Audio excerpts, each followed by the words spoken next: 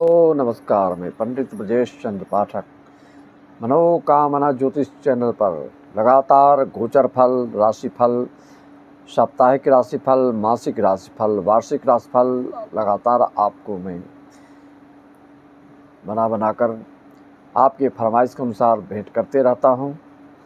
और नए साल के लिए भी मूलांक के अनुसार 1 से 9 तक और राशिफल, वार्षिक राशिफल डाल दिया गया है। आप YouTube में मनोकामना ज्योतिष सर्च मार करके उसमें अपना भविष्य फल देख सकते हैं। हर प्रकार की जानकारी उसमें दे दी गई है। आज जन्माष्टमी की सभी दर्शकों, श्रोताओं और यजमानों को जन्माष्टमी की शुभकामना, अनंत शुभकामना, और इनको बड़े हर्षोल्लास से मनाइए और आपकी सभी के मनोकामना पूर्ण हो, ऐसी मैं ईश्वर से, राधे कृष्ण जी से प्रार्थना करता हूँ। आगे बढ़ने से पूर्व श्री गणेश जी से स्तुति से प्रस्तुतिकरण कर रहा हूँ। आप लोग भी साथ हो जाइए। वक्रतुंड महाकाय सूर्यकोटि समप्रभ निर्विघ्नं कुरु मे देव सर्वकार्येषु सर्वदा। मित्रों, यह बात सही है कि शेर लोमड़ियों के झुंड से डरा नहीं करते। शेर लोमड़ियों के झुंड से डरा नहीं करते, लेकिन हिंदुओं की संख्या कम हो जाए तो हिंदू के नेता भी बना नहीं करते। इसलिए जनसंख्या पर भी सनातनियों को, हिंदुओं को ध्यान देना होगा। जहाँ जहाँ की जनसंख्या बिगड़ती है वहाँ की हिंदू सनातनियों की जो है जीना दूभर हो जाता है, और उनका जो जीने की जो शैली है, उसकी जो तारतम्यता है, सब बिगड़ जाता है।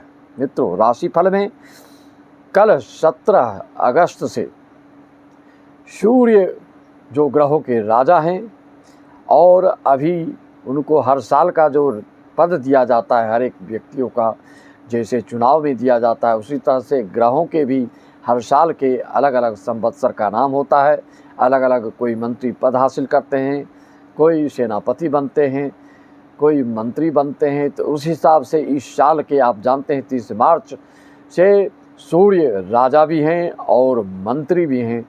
2 पद ये ग्रहण करके चलते जा रहे हैं नए संवत्सर आने तक।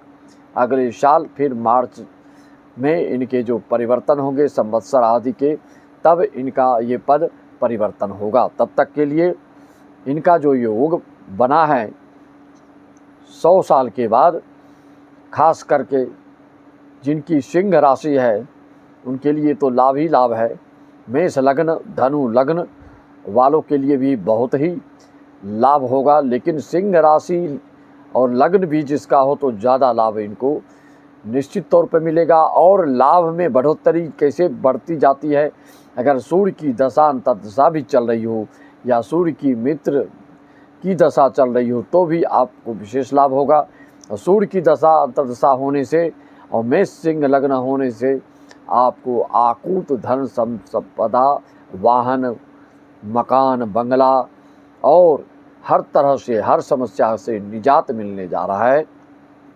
क्योंकि सिंह राशि वालों के लिए गुरु का आशीर्वाद प्रारंभ हो चुका है पुनर्वसु में आने से। पहले आधा नक्षत्र में चल रहे थे, और 21 अगस्त से 31 अगस्त तक लक्ष्मी नारायण योग का भी भरकम लाभ होने वाला है मिथुन राशि, वृषभ राशि, तुला राशि, कन्या राशि वालों के लिए। लेकिन यह एपिसोड जो मैं बता रहा हूँ विशेष करके सिंह राशि वालों की कल से क्या विशेष होने वाला है। किस नक्षत्र वाले सिंह राशि को 17 अगस्त से आने वाले मार्च नए संवत्सर तक जलवा रहेगा, बेमिसाल रहेगा, शानदार रहेगा और जानदार रहेगा। क्यों? सिंह राशि के हैं, लेकिन आपका नक्षत्र क्या है, नक्षत्र है तो आपका चरण क्या है, इसके हिसाब से फलादेश में बहुत ही फलांतर हो जाता है। इसी चीज़ को आपको समझना है। आप कहते हैं सभी पंडित जी अलग अलग राशि पर अलग अलग बोलते हैं, सबका उद्देश्य अलग अलग होता है। अगर आपकी कुंडली में सूर्य किस स्थिति में है, कोई ज्योतिषाचार आपके देख नहीं रहे हैं, लेकिन अगर सूर्य अच्छी स्थिति में है तो क्या फल होगा उस पर प्रकाश डालते हैं। सूर्य खराब है आपकी कुंडली में तो क्या फल मिलेगा आपको, सिंह राशि वालों को या किसी भी राशि लग्न वालों को। उस हिसाब से अपने अपने उद्देश्य के अनुसार, अपने अपने मत के अनुसार लोग वीडियो बनाकर आप तक पहुंचाते हैं, जिसकी क्या प्रशंसा करते हैं। गोचर के साथ साथ कुंडली में जो ग्रह बैठे होते हैं आपके, उसका मिलान करना होता है। अगर वह गोचर में कितनी भी शुभ स्थिति निर्मित हो जाए, लेकिन आपकी कुंडली में ग्रह जो बैठे हैं वो बलिष्ठ नहीं हैं और अंशहीन हैं, लग्न लगनेश आपका बिल्कुल कमज़ोर है, तो फायदा नहीं हो सकता है। लग्न लगनेश क्यों ज़रूरी है? क्योंकि लग्न लगनेश समझिए कि जैसे खेत में फसल बोते हैं तो वह बीज का काम करता है। जितना हृष्ट पुष्ट तंदुरुस्त और स्वस्थ बीज, अच्छा बीज, अच्छे गुणवत्ता वाला बीज बोएंगे उतनी ही अच्छी फसल होगी। खेत कितना भी अच्छा हो, उपजाऊ हो, कितना भी खाद डालो, कितना भी समय पर पानी डालो, कितना भी खतवार चुनो, लेकिन जब बीज ही खराब बोया जाएगा तो वह फसल अच्छी कभी नहीं लग सकती है। इसका आप ध्यान रखिए। इसलिए आपका लग्न लगनेश जो है बीज का काम करता है। बड़े बड़े अमीरों के घर में भी कोई पैदा हो, अगर लग्न और लगनेश दोनों अंशहीन हो तो ऐसे जातक जिंदगी भर उनको उथल पुथल होते रहता है और हर कारोबार, रोजगार, धंधा, शारीरिक रूप से, वैवाहिक रूप से, सब तरह से आपको बिल्कुल चिंताग्रसित कर देता है। और इसकी विशेष उपाय से ही इसे निजात पाया जा सकता है। गरीब घर में है तब तो फिर और क्या कहना, दुख का पहाड़ और टूट पड़ता है। लग्न लगनेश में कम से कम एक भी बलिष्ठ हो तो संभालने लायक हो जाता है। तो आगे बढ़ते हैं। उदाहरण के साथ, प्रामाणिकता के साथ आपको हम बताने जा रहे हैं आज कि मान लीजिए कि आप इसको समझने का प्रयास करिएगा, क्योंकि बहुत ही दिलचस्प एपिसोड यह आपको प्रस्तुत कर रहा हूँ बनाकर आपके लिए, कि बिना समय गंवाए आपको इस चीज़ को बताने जा रहा हूँ। मान लीजिए आपका सिंह राशि है, लेकिन नक्षत्र क्या है उस पर ध्यान दीजिए। मघा नक्षत्र है कि पूर्वा फाल्गुनी नक्षत्र है कि उत्तरा फाल्गुनी नक्षत्र है। जैसा कि आप जानते हैं मघा के 4 चरण और पूर्वा फाल्गुनी के 4 चरण और उत्तरा फाल्गुनी के 1 चरण, ये 9 चरण मिलके सिंह राशि के जातक बनते हैं। लेकिन उदाहरण के लिए आप बताऊं, मघा अगर नक्षत्र है आपका, मघा नक्षत्र वाले अगर आप सिंह राशि हैं और मघा नक्षत्र के प्रथम चरण में जन्म अगर आपका होता है, किसी का होता है, तो ऐसे जातक को आप देखते हैं कि माता का सुख नहीं मिल पाता है, माता जल्दी ही मृत्यु को प्राप्त हो जाती है। अगर मघा नक्षत्र है, दूसरे चरण में जन्म हुआ आपका, तो पिता की छत्र छाया उठ जाती है, पिता का साया खत्म हो जाता है। अगर मघा नक्षत्र है, तीसरे चरण में जन्म हुआ, तो आपको शारीरिक आदि व्याधि संकट घेरे रहता है हमेशा, आप पूर्ण रूप से स्वस्थ कभी नहीं हो पाते हैं। मघा नक्षत्र है, चौथा चरण है, तो ऐसे जातक बिल्कुल ऐश्वर्य वैभव परिपूर्ण होते हैं। और चौथा चरण मघा चरण का बहुत अच्छा होता है। मघा चरण के उत्पन्न जातक जो होते हैं अपने कुल वंश परंपरा के संस्कार को निर्वाहित करने वाले होते हैं, व्यवहार को पालन करने वाले होते हैं, अपने मर्यादा को, अपने कुल परिवार को चलाने वाले होते हैं और परिवार के बट वृक्ष के समान रक्षात्मक रवैया अपनाते हुए आगे बढ़ते हैं। कुल परिवार के लिए इनका छत्र छाया बना हुआ रहता है, सबके लिए ये हित की बात सोचते हैं। लेकिन दिक्कत क्या होती है, ऐसे जातक को किसी न किसी प्रकार की हमेशा चोट आदि से हाथ पैर फ्रैक्चर आदि होते रहते हैं। चोट अवश्य आप खाते हैं, लेकिन आप दिलदार और साहसी होते हैं, पराक्रमी होते हैं, उद्यमी होते हैं, इसमें कोई शक की बात नहीं है। शेर वाले गुण विशेषकर तीनों नक्षत्र में उत्तरा फाल्गुनी को सर्वाधिक सर्वश्रेष्ठ माना गया है। हम आएंगे उसी टॉपिक पर। आप जैसे अभी आपने सुना कि मघा नक्षत्र के चारों चरण के 4 तरह के फल हो जाते हैं, राशि सिंह ही है। पूर्वा फाल्गुनी में भी इसी तरह से चारों चरण के अलग अलग फल हो जाते हैं। उत्तरा फाल्गुनी के प्रथम चरण में ही सिंह राशि वाले आते हैं तो उसका फल अलग होता है, लेकिन मघा नक्षत्र के चारों चरण का फल, पूर्वा फाल्गुनी के चारों चरण का फल और उत्तरा फाल्गुनी के प्रथम चरण का फल, अगर सारे तीनों ग्रहों के सारे चरणों के फलादेश की तुलनात्मक दृष्टिकोण से देखा जाए तो सर्वोत्तम फल उत्तरा फाल्गुनी वाले को मिलता है उनके में सिंह राशि का जो गुणधर्म है, सिंह राशि की जो व्याख्या है, सिंह राशि के जो ज्योतिष शास्त्र वर्णन है, वो सारे गुण आप में पाए जाते हैं। तो इस तरह से आप देख रहे हैं इस साल के सूर्य राजा भी हैं, मंत्री भी हैं। तो ऐसे समय में जातक को, सिंह राशि वालों को थोड़ा सा क्रोध, मानसिक स्थिति जल्दी विचलित होता है। दो पद, जितना पद संभालेंगे उतना आपका ध्यान तो बटेगा ही। आप देखते हैं जैसे इस राजनीतिक क्षेत्र में कोई महापौर, विधायक, सांसद एक साथ बनते हैं तो उनका जो है कार्य क्षमता विशेष उनको देखनी पड़ती है, विशेष संभालना पड़ता है, ज़्यादा व्यस्तता उनकी हो जाती है। उसी तरह से इस बार सूर्य का जो फल 100 साल में राजा मंत्री पद होते हुए जो मिलने जा रहा है, खास करके उत्तरा फाल्गुनी नक्षत्र के जो हैं, और यही दशाग्रस्त दशा अगर आपकी चल रही हो तो क्या कहना, सोने पर सुहागा। आपकी तरक्की उन्नति होने वाली है। आप अपनी कुंडली में देखें क्या अभी फ़िलहाल लगने वाला भी है क्या। सूर्य की दशा चल रही है। आप इसी तरह से अपनी संपूर्ण व्याख्या कुंडली का करवाना चाहते हैं, प्रेडिक्शन करवाना चाहते हैं, तो आप हमसे संपर्क साध करके अपॉइंटमेंट ले सकते हैं। मेरे व्हाट्सअप नंबर आपको पता है 9755090269। चैनल का नाम मनोकामना ज्योतिष पर सर्च मारेंगे आप, उसमें बीजी वगैरह रहता है तो आप हमको अपॉइंटमेंट आपको दे दिया जाएगा। आप अपना date of birth, birth time, birth place भेज दिया करें। मित्रों, तो इस तरह से आपने देखा चरण फल में कितना अंतर आ जाता है, आकाश पाताल का अंतर आ जाता है।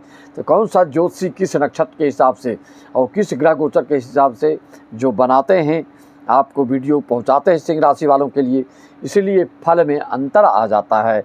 इसीलिए सभी हजारों ज्योतिषाचार्य हैं, हजारों के आप अगर यूट्यूब पर सुनते हैं तो फलादेश में भिन्नता इसी के कारण पाई जाती है।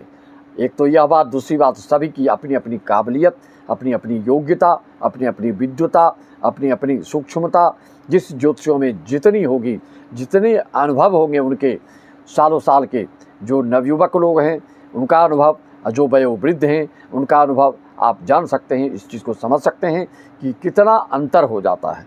मित्रों, तो इस तरह से पूर्वा फाल्गुनी नक्षत्र वाले को शुक्र की दशा महादशा हो तो ज़्यादा शुभ फल परिणाम मिलने वाला होता है। मघा नक्षत्र वाले को केतु के दशांतर दशा में ज़्यादा फल मिलने वाला होता है। केतु, सूर्य, मंगल और पूर्वा फाल्गुनी है तो शुक्र, सूर्य, मंगल आदि के विशेष शुभ फल आपको प्राप्त होते हैं। इस तरह से आपको लग्न पर भी ध्यान देना होता है। सिर्फ राशि है तो और राशि लग्न दोनों है तो क्या होगा। राशि है तो किस भाव में आपका सिंह राशि बन के बैठा हुआ है, लग्न में सिंह राशि आपका है तो सिंह लग्न भी हो जाता है। द्वितीय भाव में आपका सिंह राशि है तो आपका कर्क लग्न हो जाता है। तृतीय भाव में आपका है तो आपका क्या हो जाएगा। मित्रों, इस तरह से आप ध्यान दीजिए, चंद्र आपका कहाँ पर बैठकर सिंह राशि बन रहा है, लग्न अगर बदलते जाएगा तो फलादेश देश में भी अंतर आएगा। गोचर फल करीब करीब एक होगा, लेकिन फलादेश की का मिलान करना चाहेंगे तो उसमें आकाश पाताल का अंतर आ जाता है। रत्न धारण करना है तो सिर्फ राशि के हिसाब से धारण नहीं कर सकते। मैं कई बार इस चीज़ को आपको आगाह कराते रहता हूँ, अवगत कराता हूँ। कुंभ लग्न है आपका तो आप माणिक धारण नहीं कर सकते, क्योंकि यह आप मार्केस का काम करता है। मार्केस ये होते नहीं है, लेकिन फिर भी यह आपके लिए पॉजिटिविटी नहीं दिखा सकते। कुंभ लग्न है तो आपको हीरा, पन्ना, नीलम ही धारण करना पड़ेगा, भले ही आप सिंह राशि के ही क्यों ना हो। धनु अगर लग्न है तो भी आप, अगर धनु लग्न है, मान लीजिए मकर कुंभ राशि है तो भी आप राशि रत्न धारण नहीं कर सकते, अन्यथा लेने के देने पड़ जाएंगे। इसलिए देखना होता है आपकी कुंडली में राशि के हिसाब। राशि तो है, धन तो देगा, लेकिन मार्केस है तो वह आपको रत्न धारण करने से शारीरिक परेशानी विशेष रूप देता है। खास करके नीलम बिना सोचे समझे कोई धारण करता है, बिना जांचे परखे धारण करता है, तो उनके लिए क्या से क्या हो जाता है उसका वर्णन करना उचित नहीं समझता हूँ। एक्सीडेंट आदि बड़े दुर्योग हो जाते हैं। मित्रों, जिसकी कर्क लग्न हो, सिंह लग्न हो, धनु लग्न हो, ऐसे लोगों के लिए जो है, अगर शनि की दशा चल रही हो पूर्व जन्म के पाप कर्म के कारण, तो ऐसे लोगों को समझ जाइए कि पूर्व जन्म आपका अच्छा नहीं है। शनि की 7.5 जिसकी चल रही हो, शनि के ढैया धनु और सिंह राशि पर चल रहा है, और मेष कुंभ मीन पर 7.5 चल रहा है। अगर ये संयोग बन रहा है कि आपकी शनि की दशा अंतर्दशा भी चल रही है, मार्केश की दशा अंतर्दशा चल रही है, समझ जाइए कि आपके पूर्व जन्म के लेखा जोखा कमज़ोर है। तो इस जन्म में शनि देवता जो न्यायाधीश कहे जाते हैं वह आपके साथ न्याय करेंगे। पूर्व जन्म के भी फल को दे करके, उसको काट करके, फिर आपको तपा करके आपके उज्जवल भविष्य को बनाने वाले होते हैं। शनि ज़बरदस्ती किसी को गलत और पीड़ा नहीं पहुंचाते हैं, तो न्यायाधीश हैं। कर्मों का फल ये अवश्य देते हैं, जैसा आप कर्म करोगे वैसा फल मिलेगा। खास करके पूर्व जन्म का भी आपका खराब है लेखा जोखा। इस जन्म में भी आप अनैतिक कार्य कर रहे हैं, गलत चीज़ों में इन्वॉल्व हो रहे हैं। और शनि की दशा अंतर्दशा सिंह राशि, धनु राशि, मेष कुंभ मीन वाली को चल रही हो, तो निश्चित तौर पे आपके साथ अनहोनी घटना होगी ही होगी, संभावना नहीं, होगी ही होगी।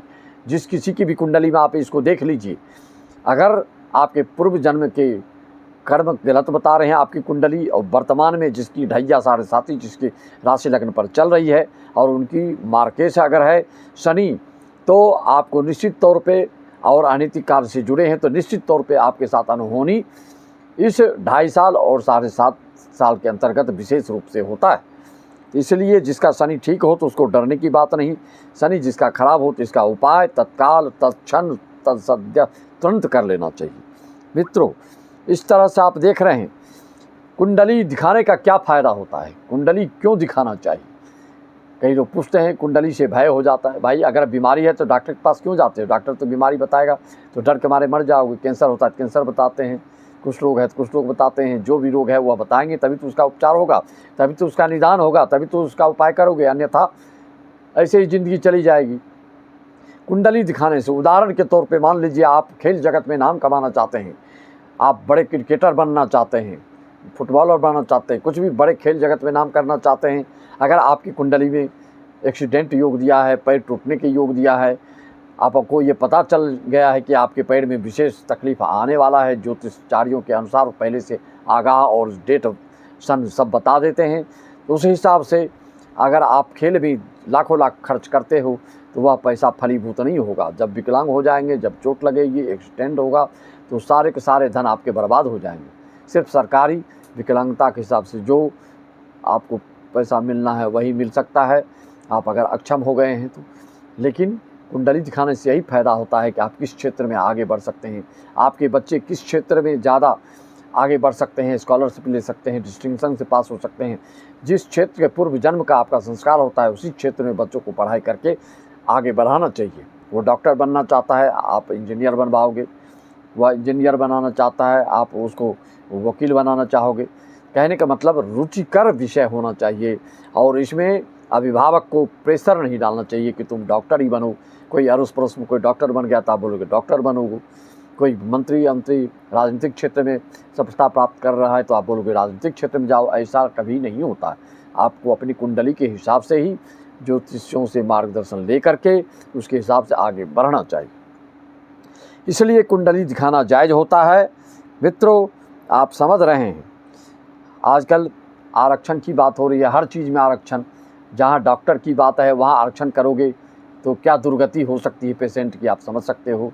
बॉर्डर पर लड़ाई पर आरक्षण के हिसाब से करोगे तो क्या दुर्गति आपकी हो सकती है, आप समझ सकते हो। पढ़ाई लिखाई में आप आरक्षण के हिसाब से फेल वाले को मास्टर टीचर बनाओगे तो आपके बच्चे की क्या दुर्गति हो सकती है, आप समझ सकते हो। आरक्षण, दो मुँहा बात करते हैं लोग। आरक्षण चाहिए तो बोलो भिखारी, भीख भी मांगो और बोलो हमको दाता लोग कहे, तो ऐसा नहीं हो सकता है। जो देता है उसको दाता देवता बोलते हैं, जो मांगता है उसको भिखारी भिक्षुक बोलते हैं। अगर आरक्षण लेना चाहते हो तो आपको भिक्षुक तुल्य ही समझा जाएगा। इसका जो आधार है उसको यही रखना चाहिए। अभी तक सरकार आंखें कान बंद करके रखी हुई है। इसका आधार आप जानते हैं कुछ दिन के लिए लागू हुआ और चला रहे हैं इसको अपनी कुर्सी के पद के लिए, और जनता जनार्दन विस्फोटक स्थितियां पैदा हो रही हैं। जातिवाद, क्षेत्रवाद, भाषावाद की लड़ाइयाँ सब लड़ रहे हैं। यह राजनीतिक क्षेत्र में के जो दुष्प्रभाव, नेताओं का दुष्प्रभाव जनता जनार्दन पर पड़ता है, वह लोग आनंद सराहते हैं। जनता जनार्दन आपस में कटमर के बराबर हो रहे हैं। अगर समानता का भाव लाना है जनता जनार्दन में, पूरे भारतवर्ष में पूरे विश्व को संदेश देना है। हिंदू सनातन धर्मी सभी जातवाद, क्षेत्रवाद, भाषावाद से परे हैं, तो आपको इसको गरीबी का आधार ही लेना बिल्कुल 101% सही होगा, जायज़ होगा, और यही न्यायपूर्ण तरीका होगा, ये शास्त्रसम्मत होगा, ये कानून से सम्मत होगा। ज़बरदस्ती तुष्टिकरण के कारण, जातिता क्षेत्रवाद के कारण, भाषावाद के कारण जो लड़ाइयाँ झगड़ा हो रही हैं, उसके जिम्मेदार सरकार के ऊपर भी आती है। उसको ऐसी चीज़ों के ऊपर ठोस से ठोस फैसला लेना चाहिए। गो हत्या आदि के ऊपर जब तक गो हत्या बंद नहीं होगा, इसी तरह से सनातनियों को बिल्कुल दुख, तकलीफ़, आफत, संकट झेलना ही पड़ेगा। जब कुत्ते से इतना प्रेम कर सकते हो, तो क्या गाय आपके लिए बिल्कुल उपेक्षित रहने लायक है? हमेशा गाय के बिना कोई आपका त्यौहार संपन्न नहीं होता है। गाय के बिना कोई स्वस्थ नहीं रह सकता है। गाय के बिना पर्यावरण शुद्ध नहीं हो सकता है। गाय के बिना कुछ भी संभव नहीं है। मनोविकार की बीमारियां आपको गाय के दूध दही का जो उपयोग नहीं करते हैं, गोबर गोमूत्र का जो उपयोग नहीं करते हैं किसान लोग, उसका किसानी अच्छी नहीं हो सकती है। गाय की व्याख्या जितनी की जाए उतनी ही कम है। इसीलिए कृष्ण भगवान ने अपना नाम भी गोपाल रखा कि लोग हमारे इस गोचारण से, गोपाल नाम ही नहीं रखा और गो भी चराते थे, उसके लिए उन्होंने कितना मुहूर्त बनवा करके नंद बाबा से और गोचारण के लिए कितना जिद और हट किया। आज कृष्णाष्टमी के ऊपर आप जानते हैं कृष्ण जी के गो प्रेम कितना, गाय के लिए वो व्याकुल बेचैन और प्रेम करते हैं गाय से। तो इस कृष्ण जन्माष्टमी पर आप सबसे भी यही अनुरोध और प्रार्थना है कि गाय को हमेशा ध्यान रखिए, गाय की सहायता कीजिए। पहला ग्रास देसी गाय, ये नहीं कि जिसका पीठ बराबर है, विदेशी गाय ले आए हैं दूध बढ़ाने के लिए और बीमारियों का घर है वह, पूरे घर में बीमारियों का घर वही विदेशी गाय है। गाय कहने के लिए वो गाय नुमा, और जानते हैं आप कई चीज़ों को मिश्रण करके वो गाय बनी है। वह गाय वस्तुतः नहीं, गाय नहीं है। गाय देसी गाय जो कंधा वाले होते हैं, वो हरियाणवी हो या गिर गाय हो या साहीवाल गाय हो, भारतीय गाय कोई भी गाय हो, उस गाय की सेवा कीजिए, उसका दूध दही घी खाइए, स्वस्थ रहिए। इसी रात कृष्ण जन्माष्टमी के ऊपर यह मेरा संदेश सभी को इसी वाणी के साथ में अपनी वाणी को विराम से देते सबको नमन, वंदन, अभिनंदन। सबको राम राम, जय श्याम, ओम शिवाय, हरिओम तत्सत। सत्य का जय सच्चिदानंद, जय महाकाली, जय महाशक्ति, जय महालक्ष्मी।